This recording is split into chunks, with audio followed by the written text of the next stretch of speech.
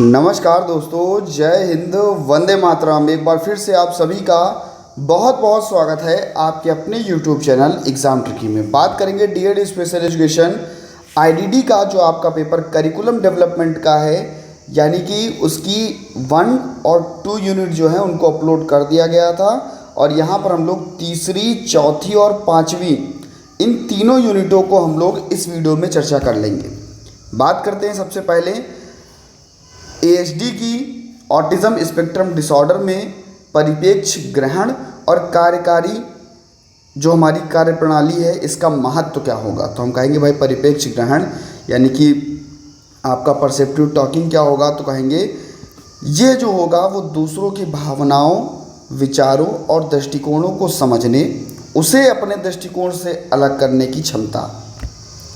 किसी दूसरे की भावनाओं को समझना, उनके विचारों को समझना, उनके दृष्टिकोणों को समझना और भैया अपने दृष्टिकोण से अलग करने की क्षमता, ये आपकी क्या कहलाती है, परिप्रेक्ष ग्रहण कहलाता है। यह कौशल सामाजिक और संवाद में महत्वपूर्ण भूमिका निभाता है। जो ये आपका कौशल होता है कम्युनिकेशन करने में और सामाजिक संपर्क को बढ़ाने में क्या करता है, अच्छी भूमिका निभाता है। अब खास करके जब हम बात कर रहे हैं भैया अपने ऑटिज़म बच्चे की, तो हम कहते हैं भाई ये जो अपने ऑटिज़म बच्चे हैं इनमें देखने को मिलता है, इनकी चुनौतियां क्या होती हैं। इनमें बहुत ज़्यादा देखने को मिलता है कि भावनाओं की कमी होती है, भावना पहचानने की कमी होती है। यानी कि दूसरों की भावनाओं को समझना, दूसरों के इरादों को समझना और सामाजिक संकेतों का अभाव भी मिलता है। वह चेहरे, हाव भाव, शारीरिक भाषा, इसके आधार पर भैया क्या है, इनको जो है ये देखने को मिलता है कि सामाजिक संकेत जो हैं उनमें अभाव भी मिलता है, सामाजिक संपर्क में अभाव भी देखने को मिलता है, कमी भी देखने को मिलती है। और भैया ये क्या करते हैं, एक दूसरे से बातचीत नहीं करते, यानी कि संवाद की भी इनमें कमी होती है, ये प्रतिक्रिया नहीं देते। तो ये चीज़ें आपको देखने को मिलती हैं ऑटिज़म बच्चे में। तो इसको हम सुधारने के तरीके की अगर बात करें तो इसको हम सामाजिक कहानियाँ और भूमिका निभाना, विशिष्ट स्थितियों के लिए सामाजिक कहानियाँ और अभ्यास का उपयोग करना, दृश्य सहायता यानी कि चित्र, आर्ट, वीडियो का उपयोग करके और भावनाओं का अध्ययन यानी कि भावनाओं को पहचान करके, व्यक्त करके, इसका अभ्यास करके। इसके बाद में कार्यकारी प्रणाली की अगर बात करें तो यहाँ पर क्या होगा, इसका अर्थ होगा मानसिक प्रक्रियाओं का समूह जो लक्ष्य निर्धारण, योजना बनाना, संगठन और समय प्रबंधन और समस्या समाधान जैसी कार्यों को क्या कर सके, संपन्न करने में मदद कर सके। जो हमारे ऑटिज़म बच्चे होंगे इनकी योजना में प्राथमिकता, वे इनकी चुनौतियां क्या होगी, योजना में प्राथमिकता, और योजना और प्राथमिकता देखने को नहीं मिलती इनमें। कहते हैं कि कोई भी योजना बनाते हैं उसमें भाई संघर्ष नहीं करना चाहते या इनमें अटेंशन की कमी रहती है, तो वे कार्यों की योजना बनाने और प्राथमिकता देने में संघर्ष कर सकते हैं और उसको बेहतर कर सकते हैं, लेकिन ये नहीं करते।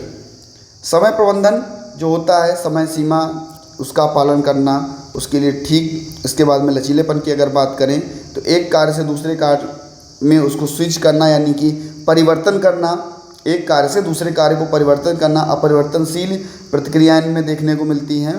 तो कहेंगे इसके सुधार के लिए हम लोग संगठनात्मक उपकरण का उपयोग करेंगे, यानी कि योजना बनाकर, चेकलिस्ट बनाकर और टाइमर का उपयोग करके।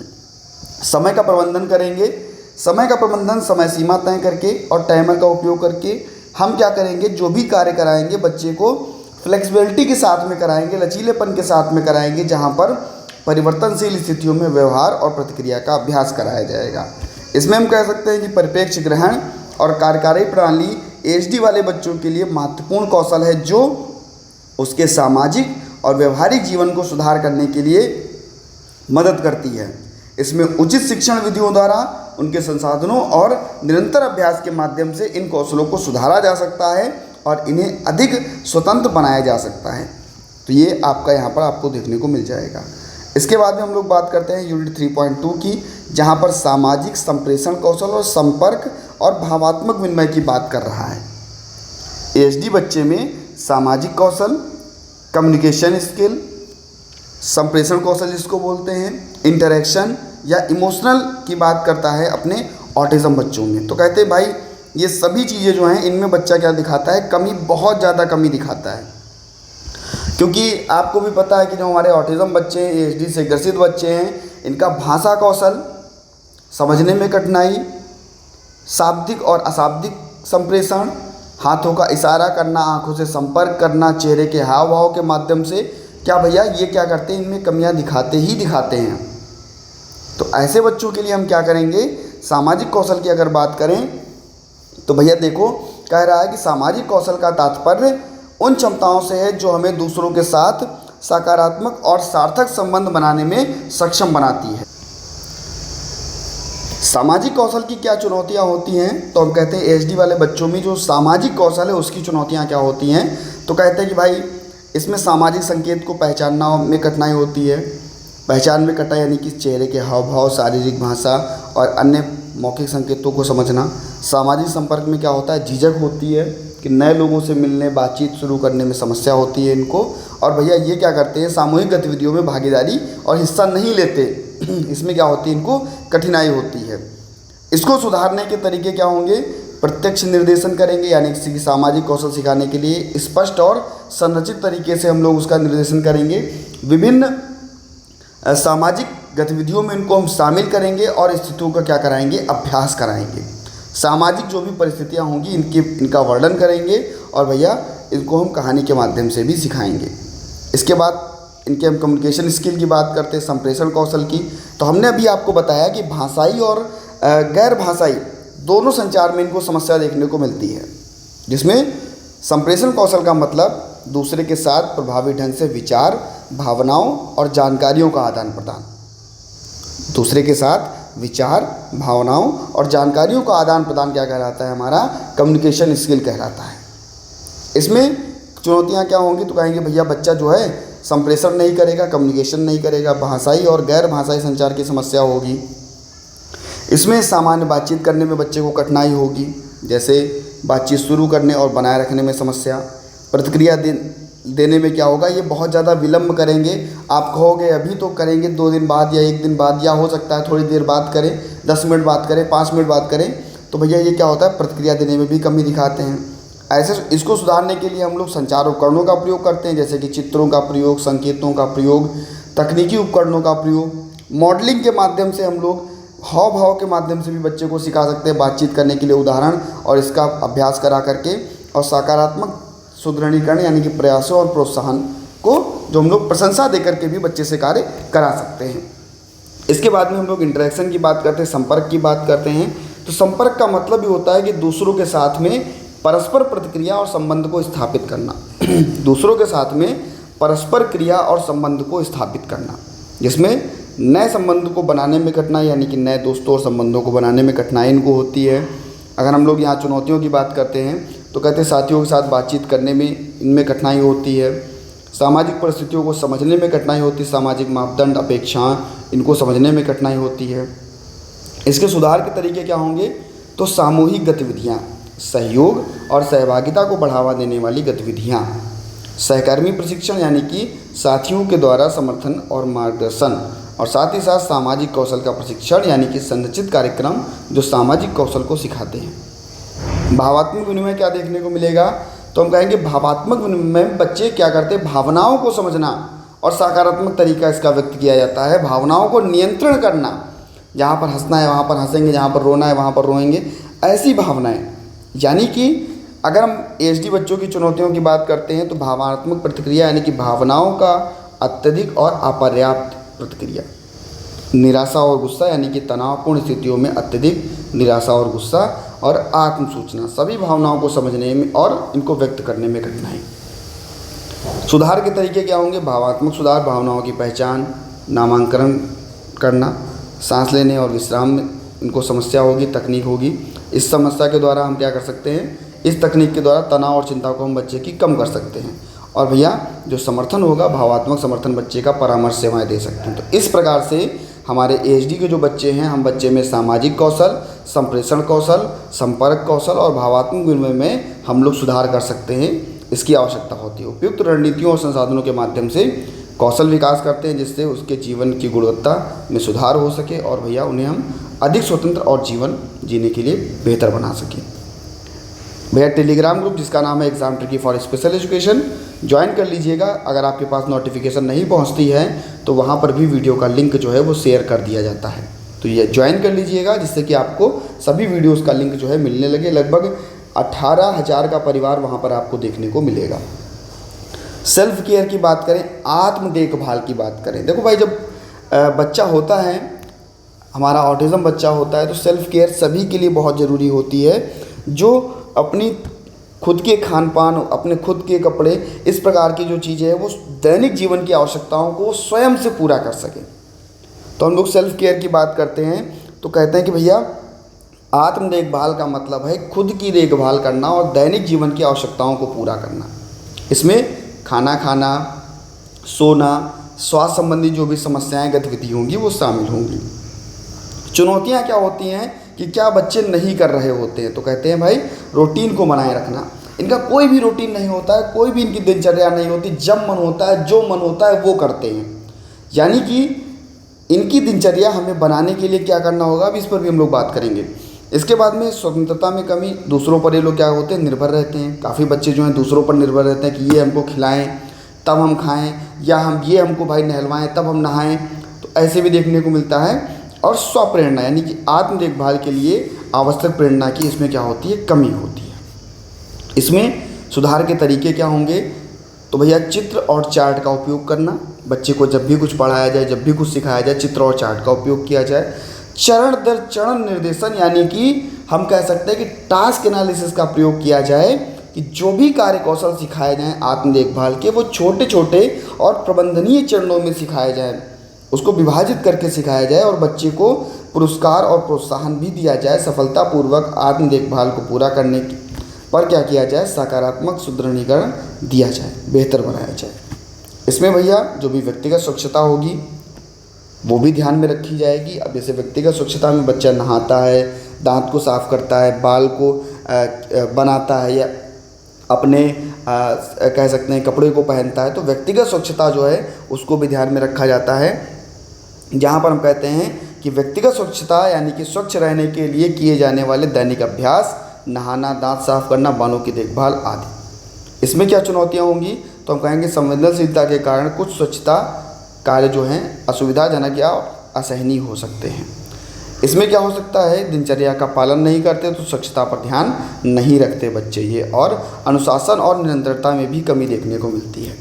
तो ये इसके लिए तरीके क्या होंगे सुधार के, तो हम कहेंगे भैया इसके लिए हम शेड्यूल बनाएंगे उनका कि आपको किस समय पर क्या कार्य करना है, और हम लोग दृश्य सहायता देंगे बच्चे को, यानी कि स्वच्छता कार्यों को समझने के लिए चित्र, वीडियो इसका उपयोग करेंगे। और भैया सेंसरी समायोजन करेंगे बच्चे का, जो भी स्वच्छता उत्पादन है उसमें हम बच्चे के सभी सेंसेस, हाथ का उपयोग, उनकी आँखों का उपयोग, उनको स्पर्श करने का उपयोग, इन सभी चीज़ों का हम लोग क्या करेंगे, उपयोग करेंगे।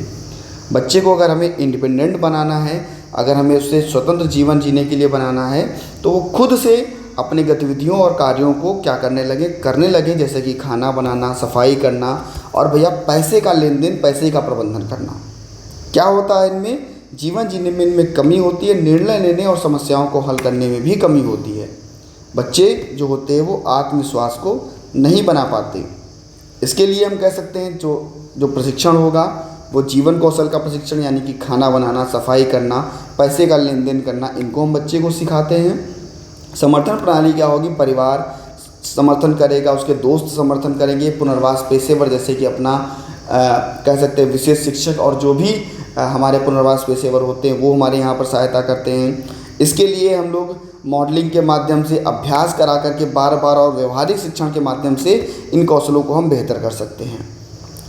इसकी रूपरेखा जब तैयार की जाएगी तो सबसे पहले आत्म देखभाल के सत्र, जैसे कि खाना और पोषण की बात होगी, आहार, इसके बाद में खाना खाने का समय और मात्रा की, किस समय इसको सोना है, किस समय स्वच्छता का ध्यान रखना है, दांतों की देखभाल कब करनी है, स्वतंत्र जीवन यापन कब करना है, सफाई कब करनी है, वित्तीय प्रबंधन किस समय करना है, और बजट कैसा होगा, खर्च कितना होगा, ये सारी चीज़ें हम लोग इसमें उपयोग कर सकते हैं। तो कह सकते हैं कि जो हमारे एचडी वाले बच्चे हैं इनमें आत्म देखभाल, व्यक्तिगत स्वच्छता और भैया स्वतंत्र जीवन जीने के लिए संरचित और प्रभावी उपायों का हम लोग आवश्यकता इसकी होती है। इसमें रणनीति, संसाधनों और निरंतरता का अभ्यास करके इन कौशलों को विकसित किया जा सकता है और भैया अधिक स्वतंत्र जीवन यापन किया जा सकता है।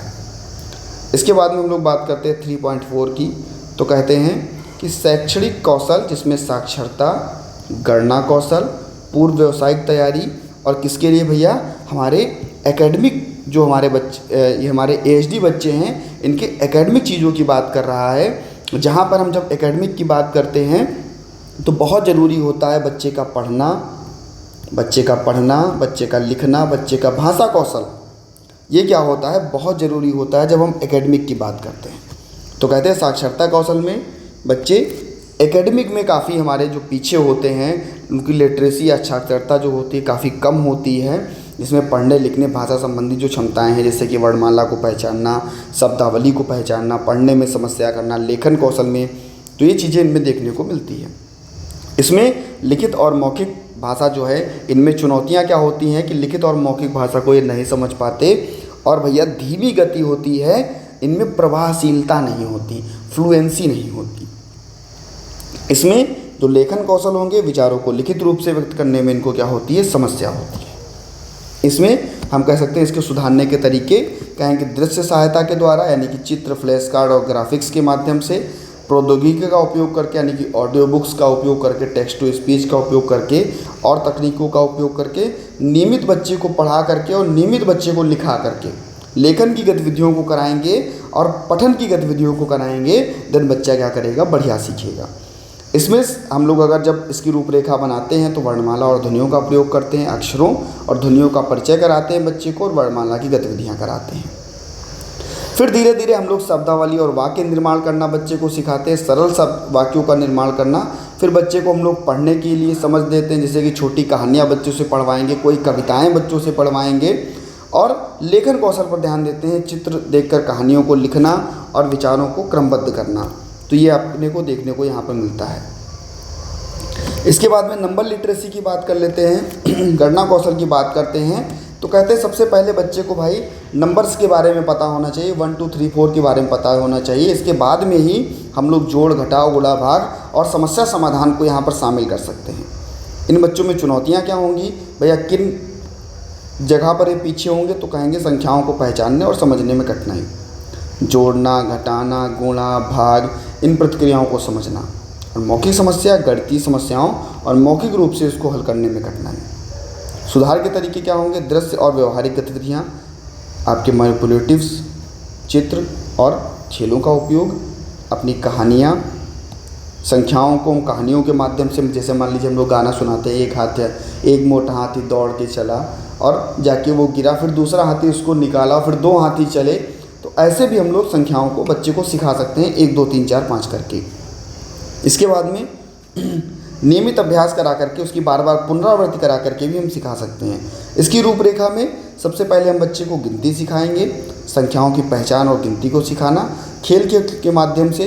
इसके बाद में जोड़ घटाव को सिखाना, उसका अभ्यास कराना, गुणा भाग को सिखाना, उसका अभ्यास कराना और मौखिक भैया समस्या समाधान करना कि बताओ मौखिक रूप से 1 और 1 को जोड़ेंगे तो कितना हो जाएगा, तो बच्चा मौखिक रूप से 2 बताए, इसका विश्लेषण करे। तो ये आपको देखने को मिलता है। पूर्व व्यावसायिक तैयारी बच्चे की कराना, भाई व्यवसाय करेगा तो बच्चे के लिए हम क्या करेंगे, इसकी कौशल को बेहतर करेंगे और भैया इसके ज्ञान में विकास करेंगे, नैतिकता को हम बेहतर करेंगे और टीम वर्क करेंगे। तो हम कहेंगे यहाँ पर जो चुनौतियाँ होती है, समय प्रबंधन बच्चा नहीं कर पाता, बच्चा वित्त का प्रबंधन नहीं कर पाता और सामाजिक कौशल में बच्चे की कमी होती है और स्वतंत्र बच्चा नहीं रहता।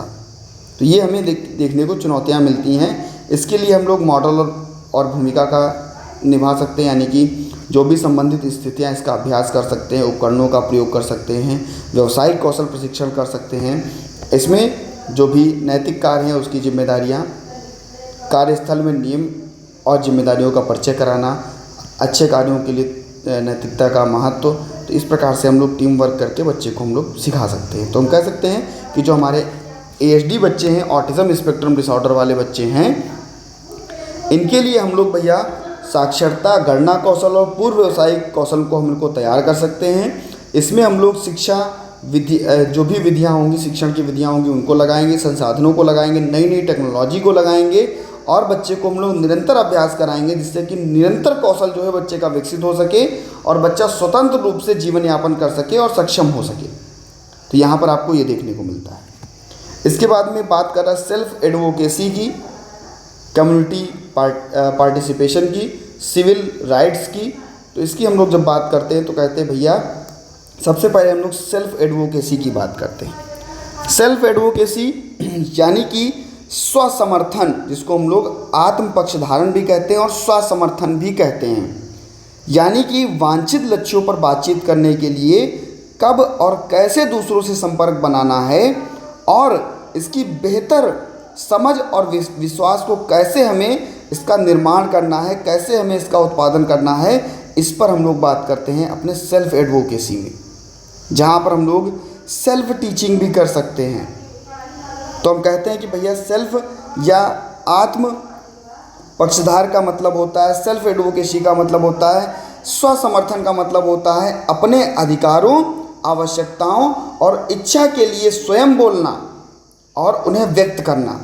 एचडी के बच्चे इसमें क्या होते हैं, कमियां दिखाते हैं, अपने अधिकारों के बारे में नहीं बोलते, अपनी इच्छाओं के बारे में नहीं बोलते, अपनी चीज़ों को नहीं व्यक्त करते, क्योंकि उनमें क्या होती है, शिक्षा, स्वास्थ्य सेवाएं और सामाजिक संबंधों को समझने में और सक्रिय रूप से शामिल करने में क्या होता है, इसमें कमियां होती हैं और हमें इन्हीं कमियों को दूर करना है और बच्चे को सक्षम बनाना है। इसके लिए जो शिक्षण की रणनीतियाँ हैं, जैसे कि बच्चे को हम मोटिवेट करके, बच्चे को हम आत्म प्रबंधन करके, बच्चे का हम जो कम्युनिकेशन स्किल है इसको बेहतर करके हम बच्चे को सिखा सकते हैं और काफ़ी हद तक बेहतर बना सकते हैं।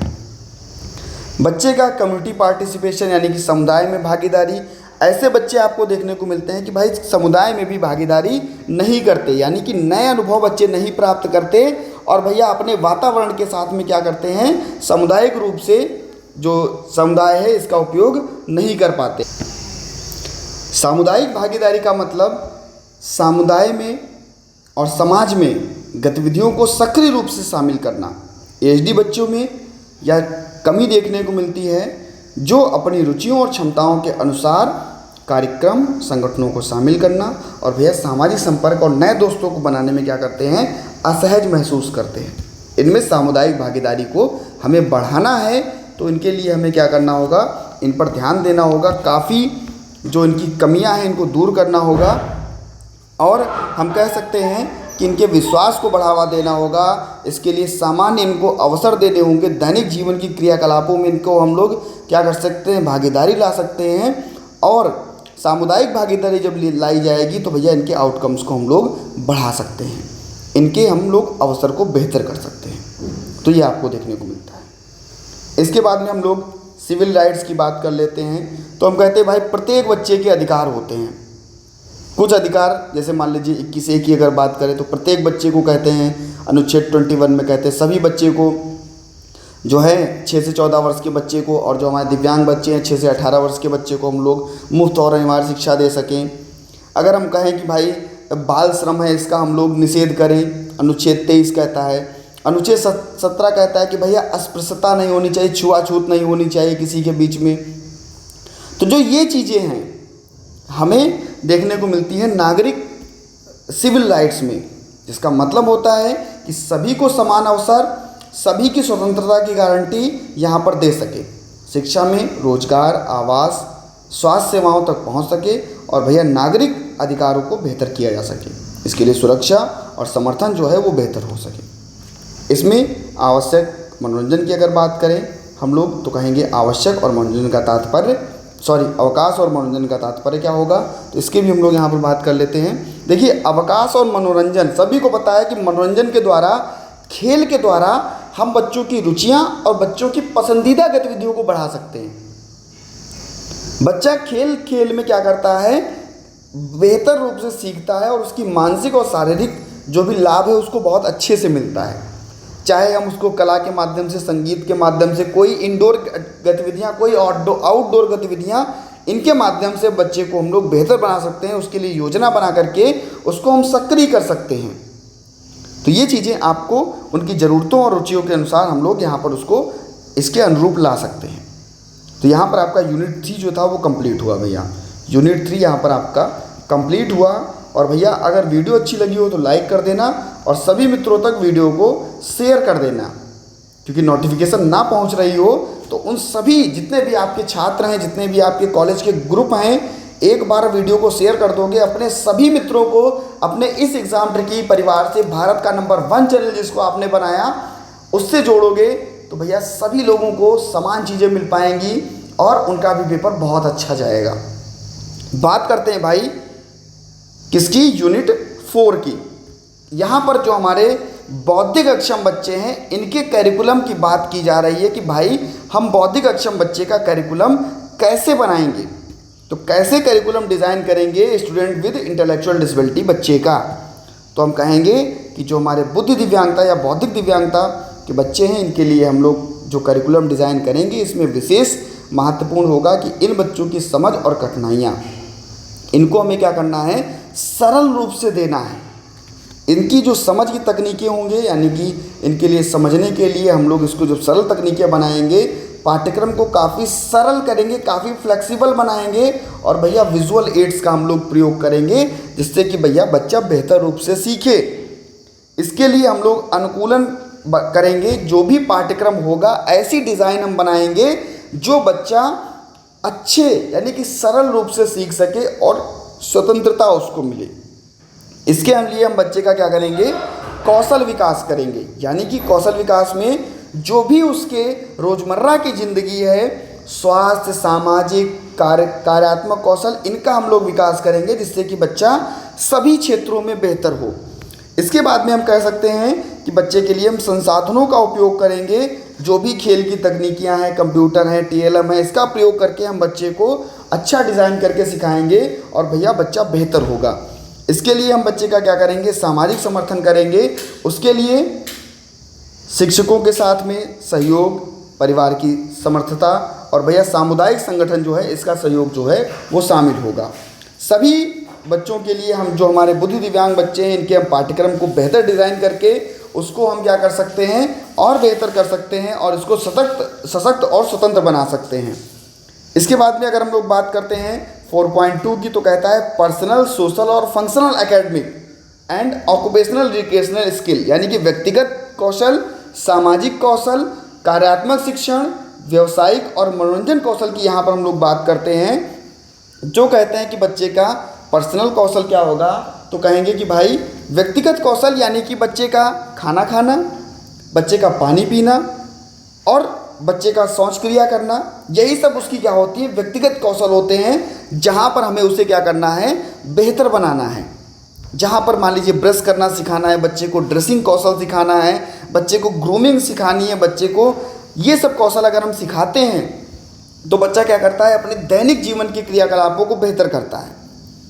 अगर हमें शौच की क्रिया सिखानी है हम उसको सिखा सकते हैं, स्नान करना बच्चे को सिखा सकते हैं, बच्चे को ब्रश करना सिखा सकते हैं, ड्रेसिंग कौशल बच्चे को सिखा सकते हैं, बच्चे के सजने संवरने का कौशल बच्चे को सिखा सकते हैं। तो इन कौशलों को हम लोग पर्सनल स्किल के अंतर्गत लाते हैं, जहाँ पर दैनिक जीवन में बच्चे को सफल बनाएं और उसकी स्वच्छता, स्वास्थ्य और देखभाल जो हो उसका विकास बेहतर हो सके, बच्चा स्वतंत्र हो सके।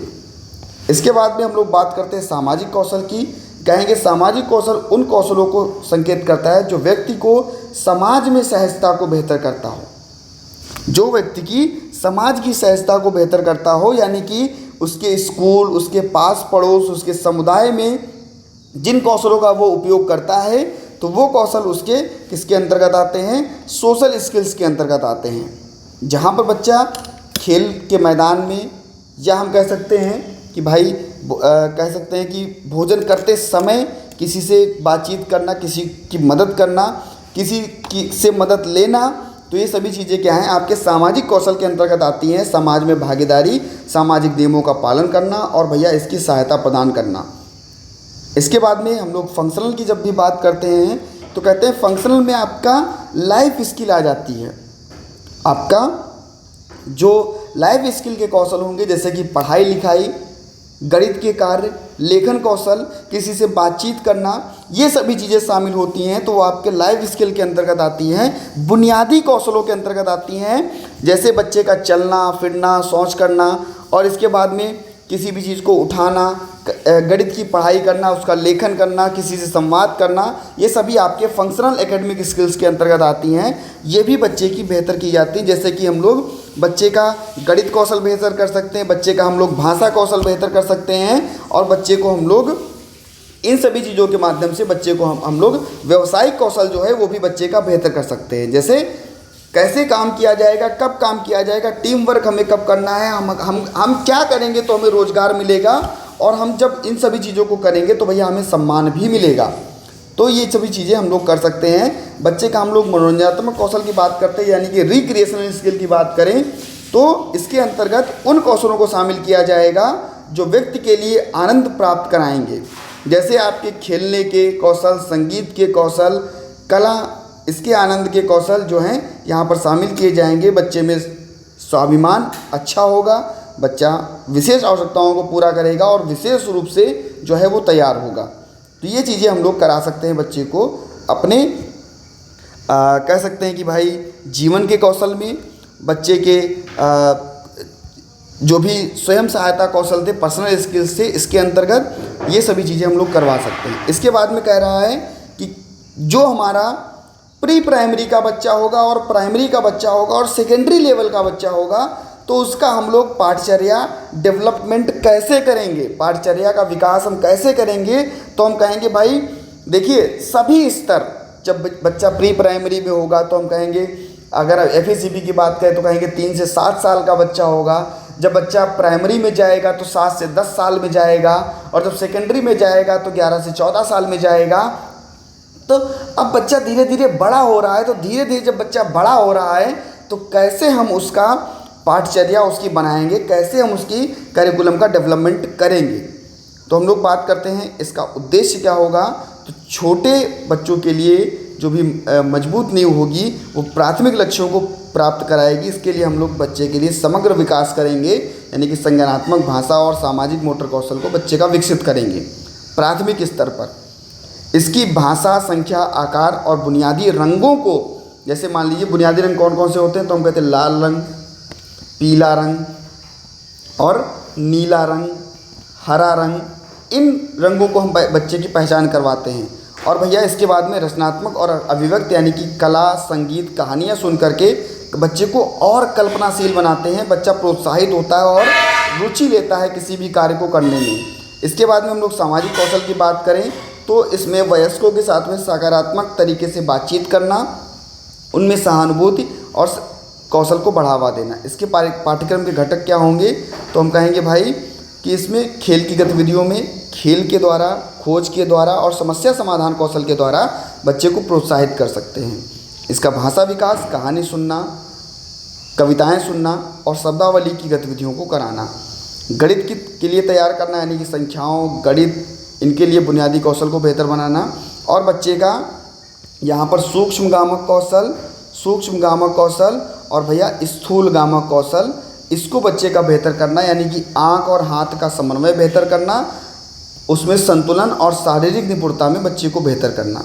शिक्षण की रणनीतियाँ क्या होंगी, तो भैया इसके लिए हम लोग हाथों से की जाने वाली गतिविधियाँ कराएंगे, जोड़ो तोड़ो, संवेदी, खेल, इनके माध्यम से। एकीकृत दृष्टिकोण, यानी कि बच्चे को भाषा, गणित और सामाजिक कौशल सिखाएंगे। बच्चे के लिए बाल केंद्रित दृष्टिकोण, बच्चे की आवश्यकताओं के आधार पर उसकी रुचियों और रणनीतियों को बेहतर करेंगे।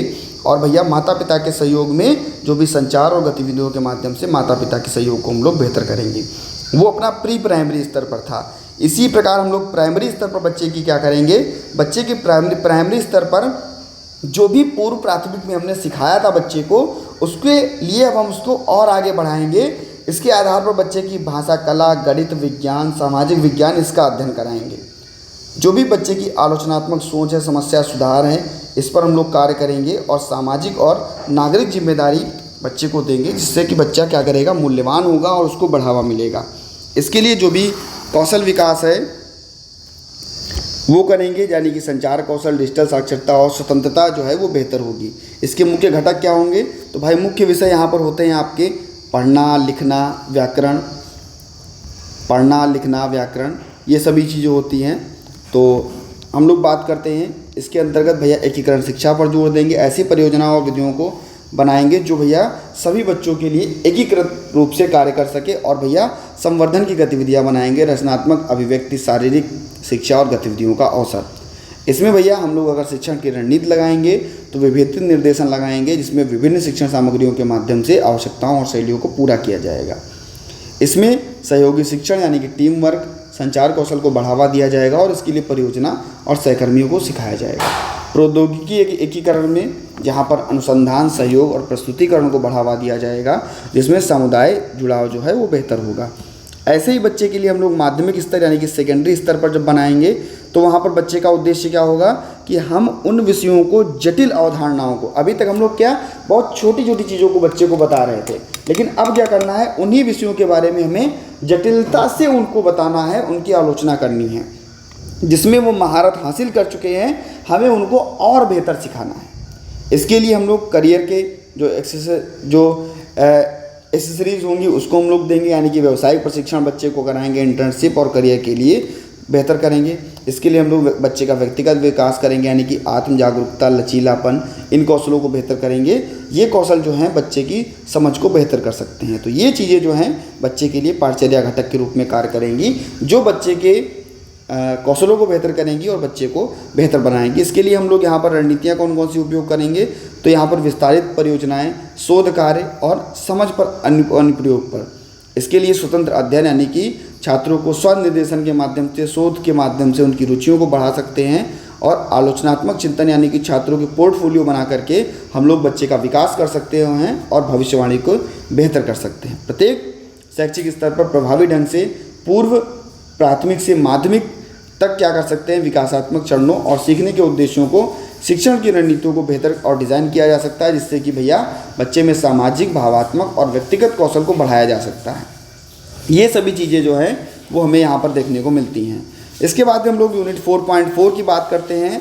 तो ये बात करते हैं करिकुलम एडेप्टेशन की, कि भाई करिकुलम को कैसे एडेप्टिव किया जाएगा, जिसमें हम लोग एकमोडेशन की बात करते हैं, मॉडिफिकेशन की बात करते हैं और इंक्लूसिव सेटिंग की बात करते हैं। अपना एकमोडेशन क्या होगा, मॉडिफिकेशन क्या होगा और हमारा समावेशी सेटिंग क्या होगी, इस पर हम लोग यहाँ पर चर्चा करेंगे। इसमें कहते हैं भैया समावेशी शिक्षा का उद्देश्य मुख्य धारा की शैक्षिक सेटिंगों में विविध सीखने की ज़रूरतें और छात्रों को समायोजित करना, जिससे उनको समर्थन मिले। पाठ्यक्रम अनुकूलन में पाठ्यक्रम में समायोजित करना शामिल, ताकि वह यह सुनिश्चित कर सके कि दिव्यांग या विशेष ज़रूरतें वाले बच्चों के लिए सभी छात्र सीखने की गतिविधियां और इनकी पहुंच तक पहुंच सकें, उनमें प्रभावी रूप से भाग ले सकें और वह व्यक्तिगत छात्र आवश्यकताओं को पूरा किया जा सके। समायोजन पाठ्यक्रम की सामग्री या सीखने की अपेक्षाओं को मौलिक रूप से बिना बदले छात्र की पाठ्यक्रम और पहुंच का समर्थन किया जा सके। इसके लिए भैया जो भी वातावरण है इसको प्रस्तुत किया जाए और परिवर्तनों को संदर्भित किया जाए। वैकल्पिक जो भी प्रारूप होगा, यानी कि दृश्यहान या पढ़ने की कठिनाई वाले बच्चों को समायोजित करने के लिए हम क्या करेंगे, ऑडियो रिकॉर्डिंग, जो नहीं देख पा रहे हैं, जिनमें पढ़ने की कठिनाई है, तो उनको हम लोग ऑडियो रिकॉर्डिंग के माध्यम से, बड़े प्रिंट के माध्यम से, जिनको कम देखने को मिल रहा है उनको हम बड़े प्रिंट के माध्यम से, बड़े चित्रों के माध्यम से और डिजिटल टेक्स्ट के माध्यम से हम लोग वैकल्पिक रूप से सामग्री प्रदान कर सकते हैं। विस्तारित समय यहाँ पर क्या लगेगा, प्रसंस्करण गति के मुद्दों और अन्य चुनौतियों के कारण धीमी गति के काम करने में क्या मिलेगा, छात्रों को समायोजित करना, इसके लिए असाइनमेंट और परीक्षा के लिए कार्यों के लिए अतिरिक्त समय देना। लचीला मूल्यांकन करना, बच्चे के लिए जो मौखिक प्रस्तुतियां हैं इसका उपयोग करके छात्रों को उनकी समझ और कौशलों को बेहतर करना। संवेदी सहायता बच्चे को, यानी कि इसको कम करना, शोरगुल जो है उसको कम करना, हेडफोन के माध्यम से संवेदी प्रसंस्करण और संवेदी अनुकूलन का वातावरण करना। सहायक प्रौद्योगिकी यानी कि सीखने और संचार की सुविधा बनाने के लिए टेक्स्ट टू स्पीच का प्रयोग करना, स्क्रीन रीडर का प्रयोग करना और अनुकूली कीबोर्ड का प्रयोग करना। दृश्य सहायता, इसमें कह सकते हैं कि समावेशी शिक्षा में हम लोग क्या संशोधन करेंगे, तो हम कहेंगे कि इसके संशोधनों में व्यक्तिगत सीखने की ज़रूरतों को पूरा करने के लिए पाठ्यक्रम सामग्री और इसके मापदंडों को बेहतर किया जाएगा, जिसमें सरलीकृत सामग्री का प्रयोग किया जाएगा, वैकल्पिक लक्ष्यों का प्रयोग किया जाएगा जो विकासात्मक देरी और छात्रों के लिए अधिक चीज़ों को प्राप्त कर सकें। बच्चे के लिए हम लोग क्या करेंगे, परिवर्तित असाइनमेंट बनाएंगे। इसका आकलन करने के लिए हम बच्चे का क्या करेंगे, आवश्यक अवधारणाओं और कौशलों को ध्यान देंगे और बच्चे की हम लोग व्यक्तिगत सहायता योजना बनाएंगे, आईपी बनाएंगे और हम बच्चे के लिए UDL universal design for learning बनाएंगे, यानी कि सभी बच्चों के लिए ऐसी पाठचर्या का विकास करना जो सभी बच्चों के लिए हो, सभी बच्चे बेहतर हो सकें। वैकल्पिक आकलन किया जाएगा, जहाँ पर इसका प्रयोग करके लिखित और अमूर्त तरीके से इस पर निर्भर होना। जो चीज़ें हैं हमारे पाठचर्या अनुकूलन को लागू करना, तो हम कहेंगे इसके लिए भैया हम लोग क्या करेंगे, व्यक्तिगत योजनाएं बनाएंगे, प्रत्येक व्यक्ति की ज़रूरतों को ध्यान में रख करके समायोजित करेंगे। व्यवसायिक विकास बच्चे का करेंगे, यानी कि समावेशी प्रथाओं में विभेदित निर्देशन और सहायता प्रौद्योगिकी के माध्यम से। इसके बाद में हम लोग सहयोगी टीम वर्क करेंगे, यानी कि शिक्षकों, विशेषज्ञों और जो भी चिकित्सक हैं, अभिभावक हैं, इनके माध्यम से। इसके बाद में जो नियमित निगरानी है, समायोजन है, वो बच्चे का करेंगे, छात्रों की प्रगति और नियमित निगरानी करके बच्चे का मूल्यांकन डेटा और इसका फीडबैक देना। इसके बाद में हम क्या करेंगे, समावेशन को बढ़ावा देंगे, बच्चे को बेहतर बनाएंगे, उसकी सहायक और समावेशी कक्षा को हम लोग क्या करेंगे, बेहतर बनाएंगे। इसमें समावेशी सेटिंग यानी कि बढ़ी हुई सीखने की क्षमता, विविध आवश्यकताओं को छात्र पाठ्यक्रम तक अधिक प्रभावी ढंग से समायोजित कर सकता है और उससे जुड़े हुए बेहतर शैक्षिक उपलब्धियों को प्राप्त कर सकता है। इसमें समानता और समावेशन को बढ़ावा दिया जाएगा। ऐसी अनुकूली चीज़ें बनाई जाएंगी जो बच्चे के समावेशन को बढ़ावा दें और व्यक्तिगत बच्चे का समर्थन किया जाएगा। व्यक्तिगत बच्चे के सीखने की ज़रूरतें, अनुकूलित छात्रों में आत्मविश्वास और स्वतंत्रता क्या मिले, बढ़ोतरी मिले। जीवन कौशल के लिए बच्चे को तैयार किया जाएगा। बच्चे के लिए कार्यात्मक कौशल और स्वतंत्रता पर ध्यान देते हुए अनुकूलित छात्रों का भविष्य जो है वो बेहतर करके रोजगार को बेहतर बनाना। समायोजन और संशोधन के माध्यम से पाठ्यक्रम अनुकूलन समावेशी प्रथाओं को बढ़ावा दिया जा सकता है जो सभी छात्रों की विविध आवश्यकताओं को पूरा करती हैं और भैया उन्हें सफलता और पहुंच तक बेहतर बनाती हैं। करिकुलम इवैल्यूएशन प्रोसेस क्या होगी, पाठ्यक्रम मूल्यांकन की प्रक्रिया क्या होगी, हम यहाँ पर बात करेंगे। तो कहेंगे शैक्षिक पाठ्यक्रम कितनी प्रभावी है, कितनी बेहतर है और कितनी प्रभावशाली है। भाई जो भी हम बच्चे के लिए पाठ्यक्रम बना रहे हैं वो कितना प्रभावी है, कितना प्रासंगिक है और कितना बेहतर है, इन चीज़ों को समझा जाएगा और भैया इनके उद्देश्यों को पूरा किया जाएगा। छात्रों के सीखने में चीज़ों की सहायता की जाएगी। इसके लिए हम क्या कर सकते हैं, बच्चों के लिए मूल्यांकन के लक्ष्य, यानी कि हम यहाँ पर मूल्यांकन नहीं, यहाँ पर हम लोग जो आकलन है उसकी प्रक्रिया निभाएंगे। बच्चों के लिए हम क्या करेंगे, जो भी उनके उद्देश्य हैं, उनको लक्ष्य है, उनको पहचानेंगे और भैया क्या करेंगे, केंद्रित शिक्षा जो है उसको पहचानेंगे। मूल्यांकन के लिए विशिष्ट क्षेत्रों का निर्धारण करके जिसे सामग्री की गुणवत्ता, शिक्षण विधियाँ, छात्र परिणाम, इनके माध्यम से इसके बाद में हम लोग मूल्यांकन का मापदंड करेंगे और मानकों का विकास करेंगे, यानी कि इसको स्थापित करके जिसके खिलाफ पाठ्यक्रम को हम बेहतर कर सकते हैं। और भैया जो भी हमारे बेंचमार्क दिव्यांगता के बच्चे हैं इनके लिए हम बेहतर और तुलनात्मक पाठ्यक्रम का निर्माण कर सकते हैं। मूल्यांकन की विधियाँ क्या होंगी, कहेंगे बच्चे का डेटा संग्रह करेंगे, उपयुक्त रूप से विधियों और उपकरणों का चयन करेंगे, बच्चे के लिए मात्रात्मक विधियाँ प्रयोग करेंगे, सर्वेक्षण और सांख्यिकीय विश्लेषण करके छात्रों के प्रदर्शन और पाठ्यक्रम को हम क्या बनाएंगे, प्रभावशील बनाएंगे। गुणात्मक विधियाँ होंगी, साक्षात्कार, फोकस के माध्यम से, कक्षा अवलोकन के माध्यम से, सामग्री विश्लेषण के माध्यम से इसमें सुधार किया जाएगा। और मिश्रित गतिविधियाँ यानी कि व्यापक मूल्यांकन, मात्रात्मक और गुणात्मक दृष्टिकोण को बताया जाएगा। इसमें भैया डेटा एकत्रित किया जाएगा। डेटा एकत्रित करने में जो भी पाठ्यक्रम है इसकी प्रासंगिकता का डेटा, जैसे कि छात्रों की उपलब्धि और भैया परीक्षण का स्कोर, ग्रेड जो है वो बच्चे को प्राप्त कराई जा सके। डेटा का विश्लेषण किया जाएगा, बच्चे की ताकत क्या है, कमजोरी क्या है, इसका विश्लेषण किया जाएगा और विश्लेषण करने के बाद में निष्कर्ष निकाला जाएगा कि भैया बच्चे ने कितना सीखा, कहाँ सीखा और कैसे सीखा। इन निष्कर्षों की हम पहचान करेंगे। पाठ्यक्रम के आधार पर उसकी ताकत और कमजोरियों को हम क्या करेंगे, देखेंगे और हाईलाइट करेंगे। इसकी सिफारिशें करना, तो ये सारी चीज़ें जो हैं आपको 4.5 में देखने को मिलती है। बच्चे का निरंतर मूल्यांकन करेंगे और भैया क्या करेंगे, हम लोग बच्चे के लिए प्रासंगिक और शैक्षणिक लक्ष्यों को हम लोग पूरा करेंगे। इसके बाद हम लोग बात करते हैं curriculum for student with SLD छात्रों के लिए हम लोग कैसे कौन कौन से करिकुलम को बनाएंगे। Curriculum for student with SLD यानी कि हमारे जो हमारे स्पेसिफिक लर्निंग डिसेबिलिटी यानी कि हमारे विशिष्ट अधिगम क्षमता वाले बच्चे हैं, इनके लिए हम कैसे करिकुलम को डिज़ाइन करेंगे। तो हम कहेंगे प्रारंभिक शिक्षा पर छात्रों के सीखने के लिए जो भी परिणाम होंगे, लर्निंग आउटकम्स होंगे, वो उनको देंगे। इसमें भैया शैक्षिक अवसर बच्चे को मिल सकें। देखिए, साक्षरता अगर हमें बच्चे को देनी है, भाषा विकास करना है, तो पढ़ना लिखना सुनना बोलना इन कौशलों का विकास करना होगा। और आपको पता है कि एसएलडी बच्चे इन सभी में भाई बच्चे को गणित के कौशल में भी कठिनाई होती है, बच्चे को पढ़ने में भी कठिनाई होती है, बच्चे को लिखने में भी कठिनाई होती है।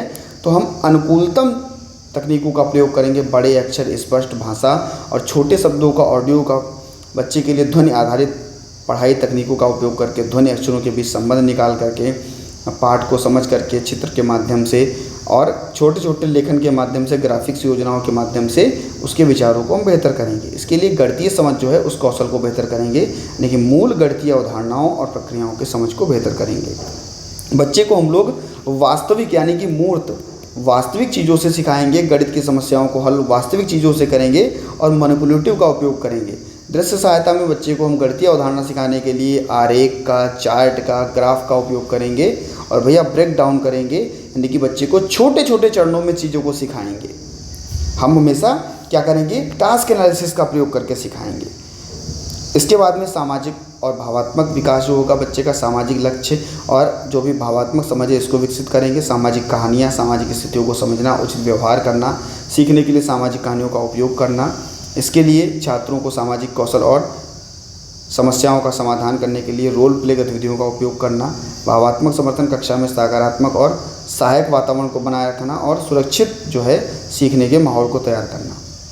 इसके लिए कार्यात्मक जीवन जो है छात्रों के दैनिक जीवन में आवश्यक कार्यात्मक जीवन कौशल सिखाया जाएगा। इसके लिए अनुकूलन में के तरीके होंगे, यानी कि व्यवहारिक गतिविधियाँ, दैनिक जीवन की गतिविधियों को, जैसे मान लीजिए खरीदने में, समय में प्रबंधन करने में, इनकी तकनीकें सिखा सकते हैं हम बच्चे को अनुकूलित करके। और दैनिक जीवन के जो भी क्रियाकलाप हैं उसको याद करने के लिए हम चित्र चार्ट का उपयोग करके बच्चे को स्वतंत्र बना सकते हैं।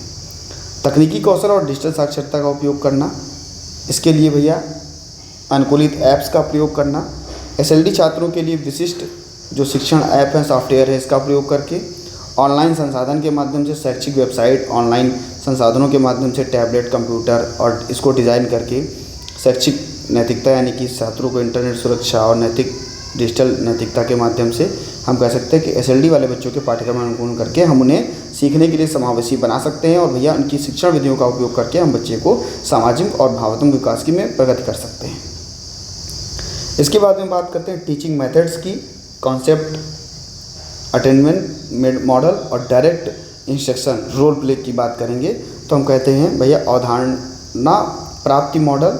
तो यहाँ पर हम कहेंगे अवधारणा प्राप्ति मॉडल, जो कि भैया जेम्स ब्रूनर ने दिया था, उनके सहयोगियों ने दिया था। यह मॉडल जो है छात्रों की आवश्यकताओं को पहचानने, उसको समझने पर क्या करता है, ध्यान केंद्रित करता है। छात्रों की उदाहरणों और गैर उदाहरणों के माध्यम से अवधारणाओं को बेहतर करता है। उदाहरण को प्रस्तुत किया जाएगा तो उसकी सकारात्मक और नकारात्मक जो भी चीज़ें होंगी वो बताई जाएंगी। उसका विश्लेषण करना और परिकल्पना निर्माण करना। छात्र अपनी परिकल्पना का निर्माण करते हैं, विशेष अवधारणाओं को प्रस्तुत करते हैं। जो भी परीक्षण होगा, छात्र अतिरिक्त उदाहरणों के माध्यम से परीक्षण को निर्माण करेंगे। सक्रिय भूमिका निभाएंगे, यानी कि छात्र सक्रिय रूप से सीखने के प्रति बेहतर होंगे और समस्या समाधान कौशल जो है वो बेहतर करेंगे। यानी कि समस्या समाधान कौशल का विश्लेषण करके भैया कौशलों को बेहतर करना। इसमें भैया डायरेक्ट इंस्ट्रक्शन भी दे सकते हैं, प्रत्यक्ष निर्देशन भी दे सकते हैं, जो हमारे संरचित शिक्षण का दृष्टिकोण होगा। इसमें शिक्षक द्वारा सामग्री को स्पष्ट रूप से प्रस्तुत किया जाएगा। यह क्या होगा, कौशल की जानकारी और सटीक रूप से सीखने को बेहतर करेगा। इसके लिए जो भी उद्देश्य होगा इसको स्पष्ट करना। इसमें शिक्षण के प्रदर्शन को बढ़ाना, मॉडलिंग के माध्यम से, प्रदर्शन के माध्यम से। इसमें बार बार बच्चे को अभ्यास कराना और सीखने के नए अवसर प्रदान करना। स्वतंत्र रूप से बच्चे का अभ्यास कराना, स्वतंत्र रूप से कार्य करना, ताकि वे मजबूती हो सकें, बेहतर हो सके, और उसका मूल्यांकन करना। यानी शिक्षक छात्रों को समझ और मूल्यांकन को बेहतर करना। इसके लाभ क्या होंगे, सटीक निर्देशन बच्चे को मिलेगा, तुरंत प्रक्रिया बच्चा करेगा, और भैया विशिष्ट कौशलों की जो जानकारी है उसमें बढ़ावा मिलेगा। रोल प्ले का मतलब होता है कि शिक्षण मॉडल इसमें छात्र की विभिन्न भूमिकाओं को निभाते हैं और वास्तविक जीवन जो है इसको हम अनुकूलित करते हैं। इसमें सामाजिक कौशल, भावात्मक समझ और समस्या समाधान का कौशल जो है वो बेहतर होता है। इसमें स्थिति का चयन किया जाएगा, समस्या समाधान का चयन, भूमिका निर्वहन और भूमिका का निर्धारण। तैयारी की जाएगी कि भैया बच्चे को भूमिकाओं को तैयारी करके बच्चे की जानकारी को एकत्रित किया जा सके। चर्चा और विश्लेषण करना और उनके लाभ क्या होंगे, व्यवहारिक अनुभव उनका बढ़ेगा, सामाजिक कौशल बढ़ेगा और भावात्मक समझ बढ़ेगी। शिक्षण के मॉडल में प्रत्यक्ष निर्देशन भूमिका निर्वहन करके हम बच्चे की स्थितियों और आवश्यकताओं के अनुसार प्रभावी दृष्टिकोण अपना सकते हैं। प्रत्येक मॉडल अपने लाभ और प्रतिक्रिया को बेहतर कर सकते हैं। छात्रों के सीखने की प्रक्रिया को संबद्ध बनाया जा सकता है। यहाँ पर आपको ये देखने को मिलता है। इसके बाद में शिक्षण योजना की बात करते हैं, इंस्ट्रक्शनल प्लानिंग स्टेप्स की बात करते हैं। तो कहते हैं भैया यह एक प्रक्रिया जिसमें उद्देश्य शिक्षण प्रक्रिया को प्रभावी और सरल बनाना। इसमें विभिन्न चरण शामिल होंगे जो शिक्षकों को अपने शिक्षण उद्देश्यों को प्राप्त करने में मदद करेंगे। इसमें शिक्षण के उद्देश्य का निर्धारण करना, स्पष्ट और मानने योग्य जो भी शिक्षण के उद्देश्य उसकी स्थापना करना, उद्देश्यों की समझ और इसको विशिष्ट रूप से ऐसी समझ को आसानी से बेहतर करना जो बेहतर हो। मापने योग्य यानी कि उद्देश्यों के लिए कि उनकी प्राप्ति का मूल्यांकन कैसे किया जा सके। उद्देश्य क्या होंगे, यथार्थवादी और छात्रों की आवश्यकता के अनुसार होना चाहिए। छात्रों का विश्लेषण किया जाएगा, विश्लेषण में आवश्यकताओं को समझा जाएगा और उसके पूर्व ज्ञान का आकलन किया जाएगा कि भाई जो हम सिखाने जा रहे हैं उससे पहले उसके पास मौजूदा ज्ञान क्या है, इसका कौशल क्या है। इसके लिए शिक्षण विधियों का चयन किया जाएगा। प्राथमिकताओं के अनुसार शिक्षण विधियों का चयन करना और उन छात्रों की पहचान करना जो विशेष सहायता को बेहतर करते हों। इसके लिए सामग्री और संसाधन का चयन करना, यानी कि पाठ्यक्रम की सामग्री और शिक्षण के संसाधनों का चयन करना। ऐसी पाठ्य पुस्तकें लगाना जो भैया शिक्षण उपकरणों को बेहतर करती हों। इसके लिए शिक्षण रणनीतियों का विकास किया जाएगा। जो भी शिक्षण रणनीतियाँ होंगी बच्चे को व्याख्यान के माध्यम से, पिरामिड के माध्यम से बच्चे को हम इन सभी चीज़ों के माध्यम से पूर्व ज्ञान को हम क्या कर सकते हैं, बच्चे की बेहतर कर सकते हैं। और इससे भैया बच्चा बेहतर सीखेगा और जो ये बच्चा है अपना उसको हम लोग जो भी विचार है इसको हम लोग बेहतर करा सकते हैं। इसमें हम बच्चे का क्या कर सकते हैं कि जो भी मूल्यांकन आधारित प्रक्रिया होगी उसमें भी हम लोग लाभ ला सकते हैं। इसकी प्रगति का मूल्यांकन करेंगे और इसमें क्या क्या बच्चे की निरंतर प्रगति हुई है इस पर हम लोग चर्चा करेंगे। बच्चे का लचीलापन और समायोजन भी ध्यान रखा जाएगा, जहाँ पर सत्र के बाद सत्र को कैसे प्रभावशाली बनाया जाए इस पर सब पर भी हम लोग बात करते हैं। तो ये यहाँ पर आपको ये आपका बहुत इंपॉर्टेंट है, इसको वेरी इंपॉर्टेंट लगा। पिरामिड प्लान, पिरामिड प्लान क्या होता है इस पर हम लोग बात करते हैं। पिरामिड योजना की बात करते हैं। तो देखिए पिरामिड योजना में क्या होता है, इसमें क्या होता है, शिक्षा के लिए पिरामिड दृष्टिकोण प्रभावी शिक्षण वातावरण और इसके समर्थन का एक प्रकार का क्या होता है, ढांचा होता है जो कार्यात्मक व्यवहार विश्लेषण यानी कि अप्लाइड बिहेवियर एनालिसिस जिसको हम लोग ABA के नाम से जानते हैं। इसमें क्या होता है कि ठोस आधार प्रदान करता है और भैया ये आपको शिक्षा, घर, इसकी जो सामुदायिक सेटिंग है इसको पढ़ाने में आपको मदद मिलती है। इसमें जो भी हमारे बच्चे होंगे इनमें हम क्या कर सकते हैं, उनकी योजना बना करके उसकी ठोस नींव को हम बेहतर कर सकते हैं और भैया अवधारणाओं को उनकी बेहतर कर सकते हैं। पिरामिड योजना का उपयोग शैक्षणिक स्तरों और विषयों का प्रदान करना। पिरामिड योजना में सबसे पहले बच्चे की नींव को देखना, उसके बाद उसका स्तर बनाना, शीर्ष स्तर बनाना और उसके बाद में मूल्यांकन करना। ये चार चीज़ें जो होती हैं वो इसके तत्व के रूप में शामिल होते हैं। शिक्षण की नींव बनाना, उसकी बुनियादी अवधारणाएं और कौशल को शामिल करना, जो भी मूलभूत ज्ञान होंगे यानी कि छात्रों को विषय के मौलिक तत्वों का परिचय कराना और उदाहरण के लिए गणित की संख्याएं और बुनियादी समझ को बेहतर करना। प्राथमिक कौशल यानी कि मूल कौशल का विकास, पढ़ने लिखने संचार संबंधी कौशल का विकास, ये सभी चीज़ें। इसके बाद मध्य स्तर में क्या होगा आपका, इसमें जटिल अवधारणाओं से परिचित कराना और भैया इसमें जो छात्रों के सीखने के कौशल है, समस्या समाधान कौशल है, उसकी आलोचना करना। इसके बाद में शीर्ष स्तर क्या होगा, जो भी छात्र है उसकी विशेषज्ञता और उच्च स्तरीय कौशल के लिए बच्चे को विकसित करना। इसमें जो भी सोच कौशल है वो विकसित होगी और बच्चे का स्वतंत्र बच्चा होगा, स्वतंत्र परियोजना की तरफ कार्य करेगा। और लास्ट में हम क्या करेंगे, बच्चे का इवैल्यूएशन करेंगे और उस इवैल्यूएशन की हम समीक्षा भी करेंगे, यानी कि बच्चे का निरंतर मूल्यांकन करेंगे उसकी प्रतिक्रिया के अनुसार और उस बच्चे का हम लोग समायोजन भी करेंगे। जहाँ पर बच्चा रणनीतियों को नहीं सीख पा रहा है हम सिखाने का प्रयास भी करेंगे। लाभ क्या होंगे, व्यवस्थित दृष्टिकोण में शिक्षक को एक क्रमबद्ध और संरचित तरीके से प्रस्तुत करना। गहन समझ यानी कि छात्रों को धीरे धीरे अधिक जटिल अवधारणाओं और कौशलों को परिचित कराना जिससे कि उसकी समझ में गहराई मिल सके। इसमें व्यक्तिगत विकास होगा। प्रत्येक स्तर पर छात्रों की आवश्यकताओं और क्षमताओं के अनुसार इसकी सामग्री को विविध बनाया जाएगा। समग्र मूल्यांकन छात्रों की प्रगति का मूल्यांकन करके उसे सीखने में क्या किया जाएगा, निरंतर मूल्यांकन दिया जाएगा। प्रभावी जो हमारी पिरामिड योजना होगी वो प्रभावी दृष्टिकोण है जो शिक्षक और सीखने की प्रतिक्रिया को व्यवस्थित करती है, क्रमबद्ध करती है और उसका गहन अध्ययन होता है। इसके बाद में हम लोग बात करते हैं यूनिट 5.5 की, जहाँ पर हम लोग करिकुलम एडेप्टेशन की बात करते हैं, पाठ्यक्रम अनुकूलन की बात करते हैं। तो भैया जो हमारे विशेष आवश्यकता वाले बच्चे हैं, स्पेशल एजुकेशन नीड वाले बच्चे हैं, इनके लिए अनुकूलन और मॉडिफिकेशन ये बहुत ज़रूरी होता है। कहेंगे अनुकूलन का अर्थ शिक्षण प्रतिक्रियाओं और सामग्री को ऐसे बदलाव करना जिसमें कि सामान्य पाठ्यक्रम का पालन किया जा सके और भैया इसको बेहतर बनाया जा सके। प्रस्तुति अनुकूलन होता है जहाँ पर हम लोग ब्रेल इन सभी चीज़ों का प्रयोग करते हैं। दृश्य सहायता बच्चे को दी जाती है और हम लोग प्रतिक्रिया अनुकूलन इस पर बच्चे का रिस्पॉन्स दिया जाता है कि रिकॉर्डिंग उपकरण के माध्यम से, इन सभी चीज़ों के माध्यम से, मौखिक परीक्षा और प्रस्तुतिकरण के माध्यम से। पर्यावरण का अनुकूलन किया जाएगा तो कहेंगे छात्रों को शांत और बिना विचलन की जगह इसकी अनुमति देना।